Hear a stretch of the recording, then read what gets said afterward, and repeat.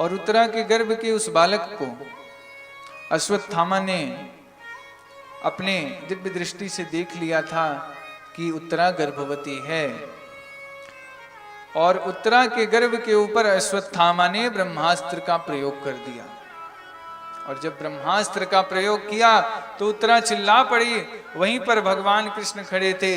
उत्तरा ने भगवान कृष्ण से प्रार्थना करते हुए कहा, पाहि पाहि महायोगिन देव देव जगतपते, नान्यं त्वद अभयं पश्ये यत्र मृत्यु परस्परम। पाहि पाहि महायोगिन, हे प्रभु, हे जगतपते, आप मेरे वंश की, मेरे प्राणों की और मेरे गर्भ की रक्षा करो। मेरे गर्भ पे, मेरे प्राणों पे किसी ने ब्रह्मास्त्र का प्रयोग कर दिया है। जब इस प्रकार से उत्तरा ने प्रार्थना की तो भगवान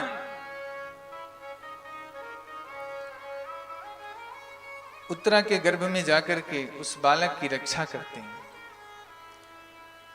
जिस प्रकार से भगवान का सुदर्शन चक्र घूमता है, उसी प्रकार से भगवान ने उत्तरा के गर्भ में वह जो बालक था उसी के चारों ओर अपने स्वयं को घूम करके चक्र की भांति बना करके भगवान ने उस ब्रह्मास्त्र को शांत किया।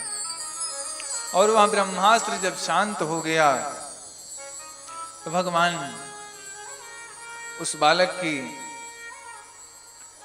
अब महाराज जिसके ऊपर ब्रह्मास्त्र का प्रयोग गर्भ में कर दिया जाए तो वह बालक बचेगा।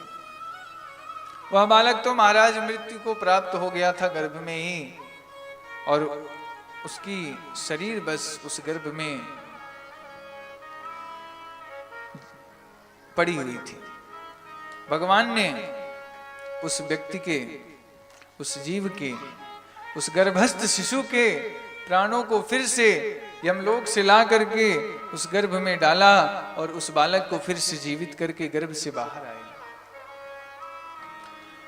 और जैसे ही गर्भ से बाहर आए, कुंती मैया ने हाथ जोड़ करके निवेदन किया। कुंती मैया भगवान के सामने आज अपने दोनों हाथों को जोड़ करके कही कि हे प्रभु, यदि आप हमारे साथ में, हमारे वंश के साथ में ना होते तो आज ये उत्तरा का गर्भ क्या, ये पांचों पांडव भी नाश हो गए होते, हमारे पुत्र भी ना बचे होते। आपने हमारे वंश की रक्षा की, इसलिए हे प्रभु आपका आभार मैं जीवन तक नहीं भूल पाऊंगी। कुंती मैया ने भगवान की दिव्य स्तुति की। कुंती मैया कहती हैं, कृष्णाय वासुदेवाय देवकी नंदनाय च नंद गोप कुमाराय गोविंदाय नमो नमः। कुंती मैया कहती हैं कि कृष्णाय वासुदेवाय देवकी नंदनाच, हे देवकी नंदन, यदि आप आज ना होते तो आज मैं स्वयं ही ना होती। अपने पुत्रों को मरता देख मैं स्वयं ही ना रह पाती, क्योंकि सामने विपक्ष में इतने धुरंधर योद्धा थे। पितामह भीष्म थे, वह चाहते तो अकेले पूरे महाभारत को समाप्त कर देते, परंतु हे प्रभु आपके होने के नाते ही हमारे पुत्रों की विजयी हुई।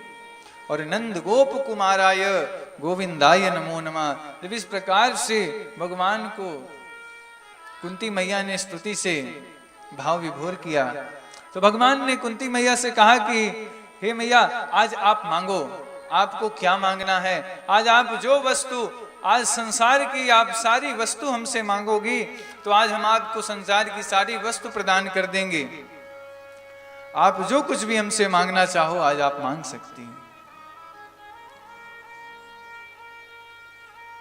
कुंती मैया ने हाथ जोड़ करके कहा, सुख में सुमिरन सब करें, दुख में करे न कोय, कह कबीरता दास की कौन सुने फरियाद।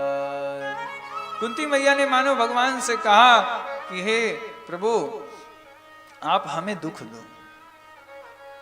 भगवान ने कहा, अरे मैया, अरे बुआ, आप पहले से ही पति की मृत्यु के कारण दुखित थी, फिर अपने पुत्रों की इस प्रकार की स्थिति के कारण दुखी थी, और अनेक प्रकार के आपके जीवन में दुख ही दुख हैं। अभी तक तो आपके जीवन में दुख ही था, और जब आज आपके जब ये पुत्र विजय पथ को प्राप्त करके संपदा को भोगने जा रहे हैं, तो आज आप हमसे दुख मांग रही हो।